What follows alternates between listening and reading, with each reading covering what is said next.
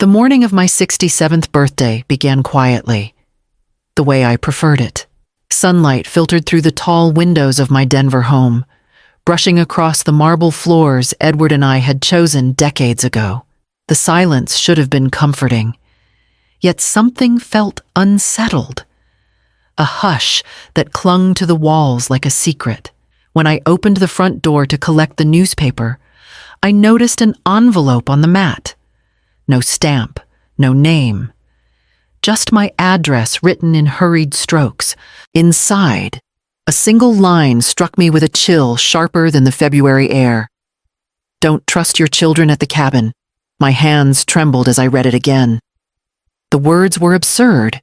Victor and Amelia were my flesh and blood. They had their flaws. Of course, distance, disagreements, but betrayal. I folded the note tightly and tucked it into the drawer of the foyer table. Some cruel prank, I told myself. Nothing more. The phone rang. Victor's voice carried through, bright but strained, as if each syllable had been practiced. "Happy birthday. Mom, Amelia and I thought we'd do something special. The cabin in Montana. It's all fixed up. You haven't been there since Dad. Well, we thought you'd like to spend the weekend together." Amelia chimed in, her tone rehearsed, almost too cheerful. "It will be like old times. Mother, just the three of us." I wanted to believe them. After Edward's passing, the distance between us had widened into something I feared was permanent. Perhaps this invitation was a chance to mend it. Later, while checking emails, I saw alerts from my bank, unusual login attempts, requests for transfers I hadn't made. My stomach tightened, but I brushed it aside as a clerical mistake. With the fortune Edward left behind, banks often erred on the side of paranoia. I stood before the mirror, smoothing the lines of my dress, and whispered to my reflection, "It's just family." By evening, I had packed a small suitcase. As the car pulled away from the gates of my mansion, I glanced once at the drawer holding the folded letter. The warning sat in silence while I convinced myself of hope. The road stretched toward Montana, carrying me straight into the carefully staged warmth of the hollow gift awaiting in the cabin.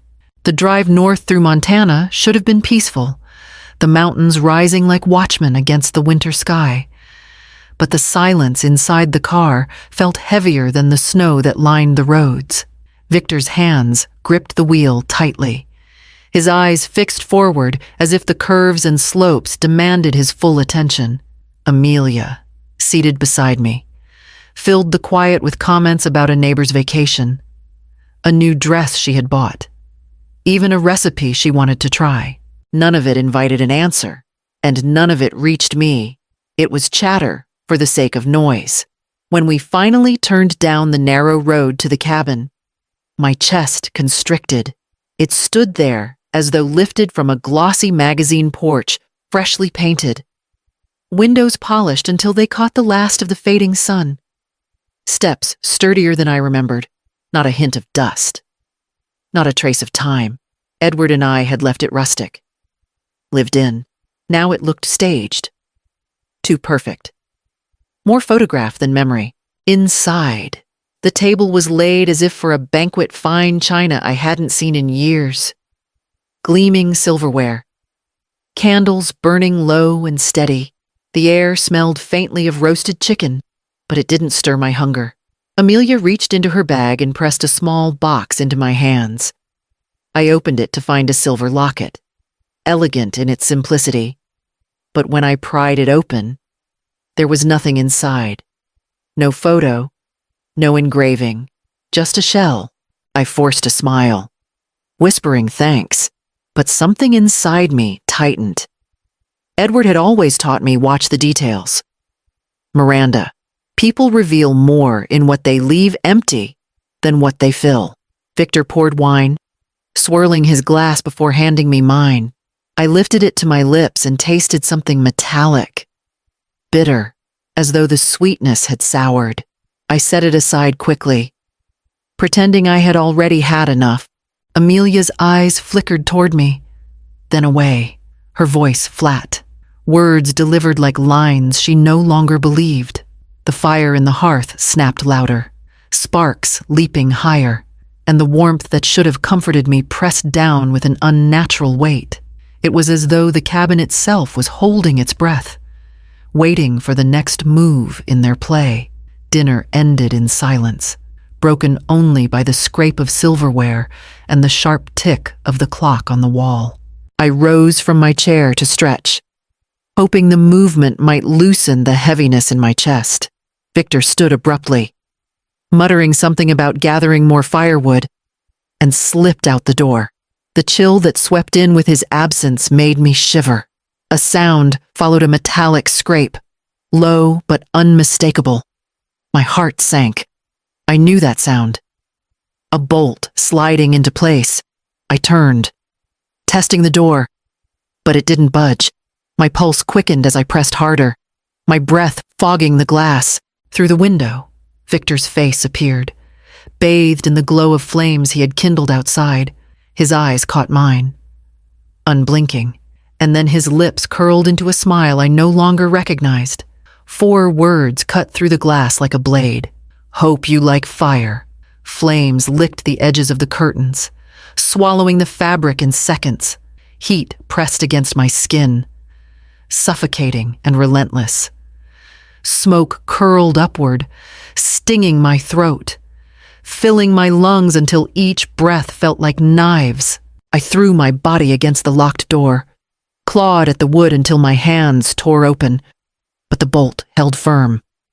Behind Victor, Amelia stood still, her arms wrapped around herself. No tears, no plea, just a chilling calm that froze me more than the fire ever could. When she finally spoke, her voice was steady, cold. It's already over, Mother. My eyes darted around the room as memories dissolved into ash. Edward's books crumbled. Photographs curled black at the edges. The very walls that had once echoed with laughter now roared with betrayal. The heat was unbearable, but the greater fire was inside me, the searing truth that my children, the ones I had nurtured and believed in, had become my executioners. The flames surged higher, smoke thickened, and the walls groaned under the weight of fire. Somewhere in the chaos, Edward's old words surfaced in my mind, pulling me toward the one secret he had left me, the way out. He swore I must always remember. The fire roared louder, beams cracking overhead as smoke pressed into every corner of my lungs. My vision blurred, but through the haze, Edward's voice rose clear in my mind. Always know your way out, Miranda. It was something he had repeated so often. I used to laugh at his paranoia, but now, with death clawing at my throat, those words became my only lifeline. I forced myself toward the far wall, coughing until my chest ached. My fingers scraped along the blackened wood until they found the outline of the old bookshelf. Edward had once pulled it aside with a conspiratorial grin, showing me the trapdoor beneath, just in case, he had said, brushing off my skepticism. Summoning the last of my strength, I shoved the shelf aside and dropped to my knees. My hands shook violently as I pried open the trapdoor. A gust of cool air rushed upward, cutting through the suffocating smoke. I lowered myself into the narrow tunnel, the wood tearing at my arms, my dress catching on splinters. The crawl space was barely wide enough to move, but I pushed forward, each inch a battle. The smoke followed, clinging to my clothes and hair, burning my eyes.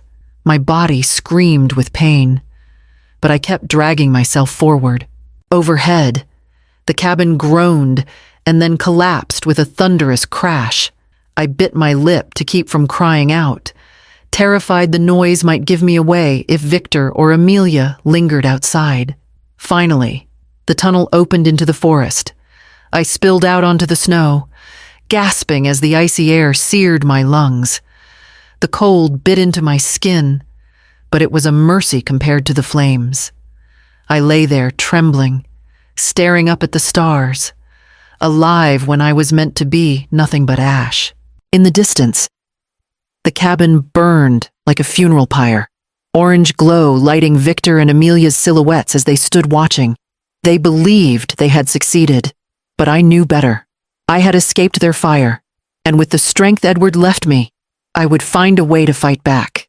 I stumbled through the forest until the snow gave way to dirt roads, each step a battle against the ache in my lungs and the biting cold. By the time I reached the edge of town, I was half frozen, my clothes stiff with soot and frost. Somehow, by sheer instinct, I found myself standing before the familiar porch of Ruth Kessler. When the door opened, Ruth's face drained of color. "Miranda," she whispered, as though I might vanish if she said my name too loudly. She pulled me inside before I could answer, wrapping me in a quilt that smelled faintly of cedar and old books. The warmth of her living room felt almost unbearable after the fire's sear. My body shook violently, but I forced myself to speak. The words tumbled out in broken gasps, the dinner staged like a play, Victor's whisper through the glass, Amelia's silence as the flames closed in. By the time I finished, my throat was raw. Ruth gripped my hands, her eyes flashing with fury. "You're not crazy. They tried to kill you, Miranda, and they will try again if you don't stop them." I wanted to collapse into grief, to mourn the children I thought I knew, but Ruth's voice was a tether pulling me back to purpose. She was right. The law wouldn't believe me without proof. It would be my word against theirs, and I already knew whose story the world would find easier to accept. Ruth stood, her movements sharp with resolve, and reached for the phone. "I know someone. If anyone can uncover what they've done, it's Max Carter." By evening, a man with steady eyes and a reputation for unraveling financial crimes sat across from me at Ruth's kitchen table. He listened without interruption, then folded his hands. "This wasn't impulsive. If they planned it, there will be a trail. Documents, signatures, accounts. Money always leaves footprints." His certainty steadied the tremor in my chest. For the first time since the fire, I felt the faint flicker of strength. If Victor and Amelia thought they had burned me into silence, they were about to learn just how wrong they were. Portland's rain-slicked streets glistened under the street lamps as Max and I slipped into the side alley. Ruth waited in the car, her eyes fixed on the rearview mirror, ready to warn us if anyone approached. My pulse thudded in my ears as Max worked the lock with quiet efficiency. Within minutes, we were inside Victor's office. The study looked too perfect, just like the cabin books aligned by height, not where. Photographs arranged at exact angles, not a fingerprint in sight. It felt less like a workspace and more like a showroom, designed to convince an audience that everything was orderly, respectable, untouchable. Max moved with purpose, scanning shelves and rifling through drawers. He paused at the desk, tugging at a panel that seemed too flush. With a quiet click, it slid free, revealing a folder wedged beneath, across the front. Bold black letters read, "Estate Transition." I opened it with trembling hands. Inside lay forged property transfers bearing my signature, the ink steady and practiced, though I had never held the pen. A draft power of attorney followed, granting Victor full control. And then, at the back, a prepared death certificate, my name typed neatly as though I had already been buried. My stomach turned, but Max wasn't finished. He reached beneath the desk again and peeled away a strip of tape. A small USB drive clung to his fingers. He plugged it into his encrypted laptop, and a voice filled the room. Amelia's, shaky, rehearsed, practicing the words of grief. My mother always said the cabin was where she wanted to rest. Then Victor's voice, low and instructive. Slower, sadder, make them believe you. Hearing my children choreograph my death shattered something deep inside me, but it also lit a fire. Their voices, their schemes, would become the very rope that bound them. At the very back of the folder was a list of names: lawyers, doctors, financial managers. Each name carried a number beside it: payments, bribes, silent agreements. My children were not working alone. I closed the folder with shaking hands, knowing this was no longer just betrayal. It was conspiracy. Max worked with precision, placing microphones behind framed photographs and cameras in the corners of my living room. Each lens watched silently, every device waiting for the moment truth would surface. I sat in Edward's old leather chair, the one where he used to read his morning paper, and tried to steady my breathing.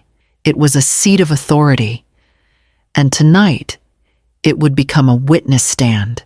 When the front door opened, the sound echoed like a crack of thunder. Victor stepped in first, his confidence faltering as soon as his eyes landed on me, his skin blanched, his hand tightening on the knob as though he might run. Amelia followed, her lips parting, but no sound escaping. They had come expecting silence, expecting a house of mourning. Instead, they found me alive. I let the moment stretch before reaching for the recorder on the table. With a single press, Victor's own voice filled the room. "Hope you like fire." The words lingered in the air, heavier than smoke. Amelia's knees buckled, tears spilling as she covered her mouth. Victor's face twisted with rage. "You were already dead," he spat. "No one will believe you." We had everything lined up: doctors, lawyers, signatures. "You don't exist anymore." I slid the folder across the polished table, the forged deeds and the draft death certificate staring back at them. My voice was steady, colder than I felt. "I am not ashes. I am proof." The silence that followed cracked with the sound of footsteps in the hallway. Agent Melissa Hale entered, her badge glinting under the chandelier. 2 federal officers followed, each word and movement captured by the hidden devices Max had placed. Victor's fury collapsed into frantic denial. Amelia's sobs echoed against the walls, and I sat unmoving in Edward's chair, watching as justice walked into the room.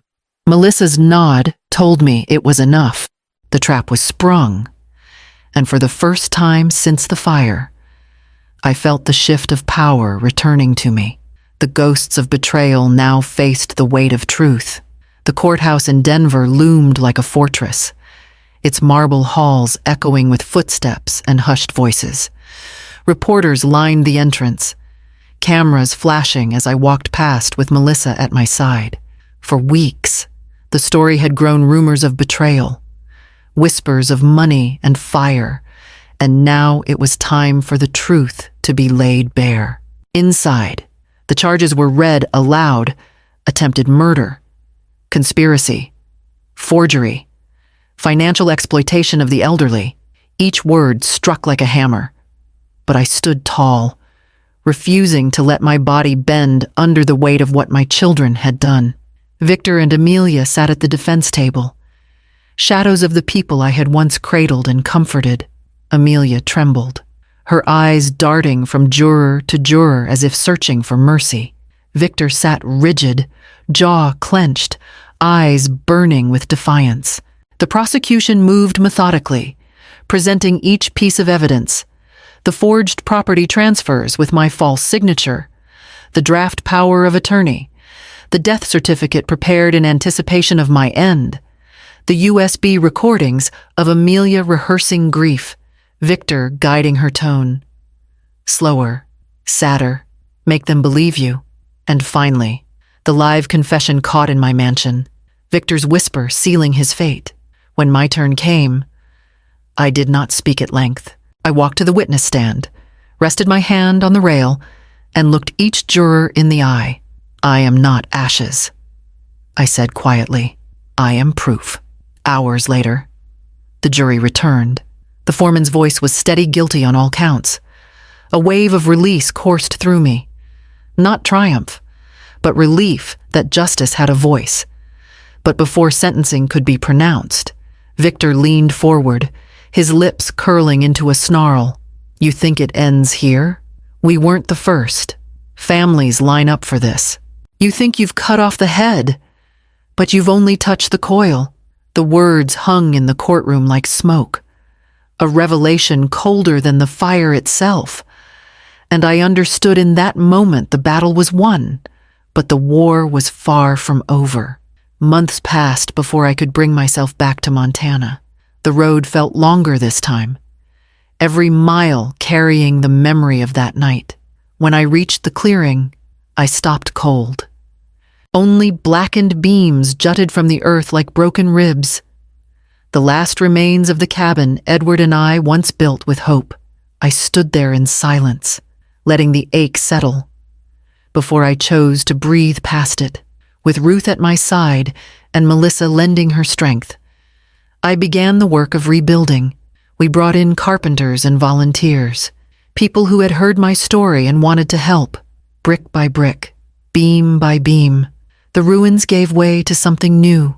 We named it Haven House, not a monument to tragedy, but a refuge for those who, like me, had been betrayed by the hands meant to protect them. The first women arrived quietly, widows cast aside by greedy children, mothers abandoned after a lifetime of sacrifice, grandmothers stripped of their homes by those they had raised. Their stories carried the same ache I knew too well, but together we turned grief into a chorus. Instead of silence, the walls filled with conversation, with laughter tentative at first and then bold. The house no longer held fire and screams. It held voices and healing. One afternoon, as the lavender outside swayed in the breeze, a little girl handed me a folded piece of paper.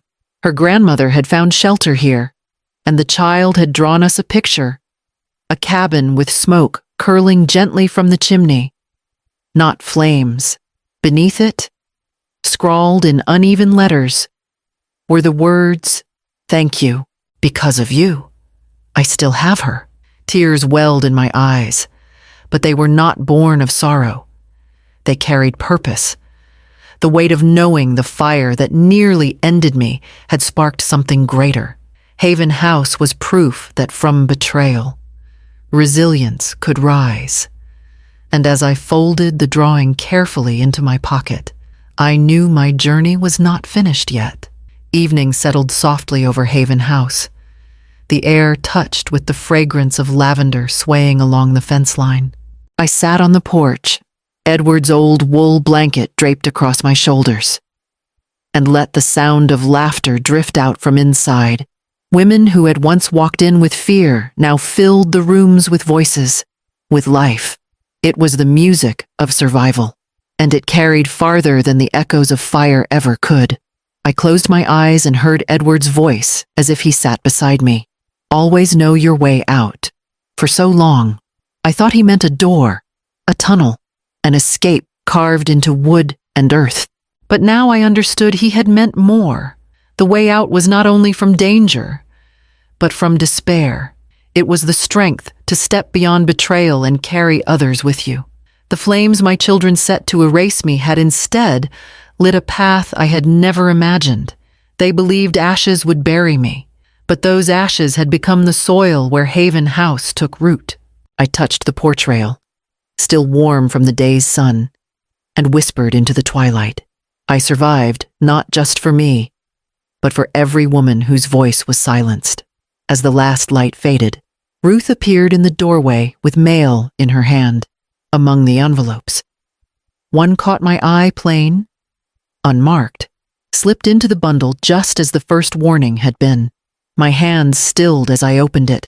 Inside was a single line written in the same hurried strokes as before. "The network isn't finished. Watch the shadows." I folded the paper carefully, my breath steady though my heart beat harder. The porch creaked as I stood, the laughter inside still rising, and I knew what Edward's words demanded of me now. The fire had not ended with my children's betrayal. It had only sparked the beginning of something larger. My face hardened against the gathering dark. The war was not over, and this time I would not face it alone.